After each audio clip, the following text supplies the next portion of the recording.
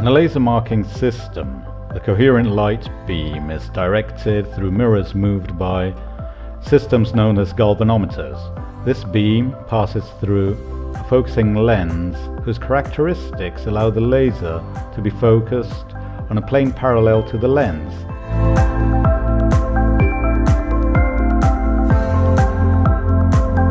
The lens deforms the single laser beam, changing it from a cylindrical shape to a cone shape, the ideal vertex of which falls on a plane parallel to the plane of the lens, regardless of the exit angle of the lens.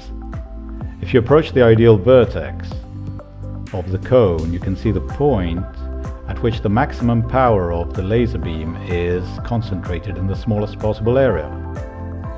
The plane where this point is located, i.e. where the laser vertex falls, is called the focal plane. In reality, the laser beam is not concentrated at a point such as the vertex of the cone, but has a zone in which the beam has a minimum cross-sectional area. In practice, this translates into a focal distance, or working distance of the laser, which is subject to a certain tolerance, called the depth of field. The depth of field, in turn, depends on the focal number of the lens, as well as the starting laser beam itself. So basically, any lens with a different focal length has a different depth of field. For example, if an f160 lens has a depth of field of 1.5 millimeters, an FFL254 focal length lens will have a depth of field of 3 millimeters. These are illustrated values, more or less susceptible to variation, with the material to be marked. The more acute the angle of the ideal cone vertex, the more the tolerance increases, and the greater the minimum spot of the laser beam, producing a different effect on the marking.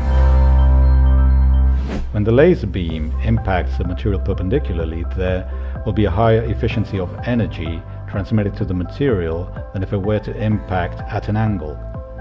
For this reason, the marking area is limited so as to preserve an acceptable angle of impact.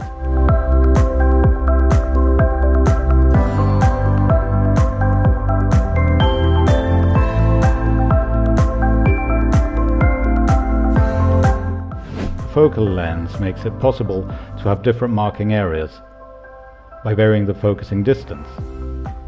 The marking area will be greater as the focal distance increases.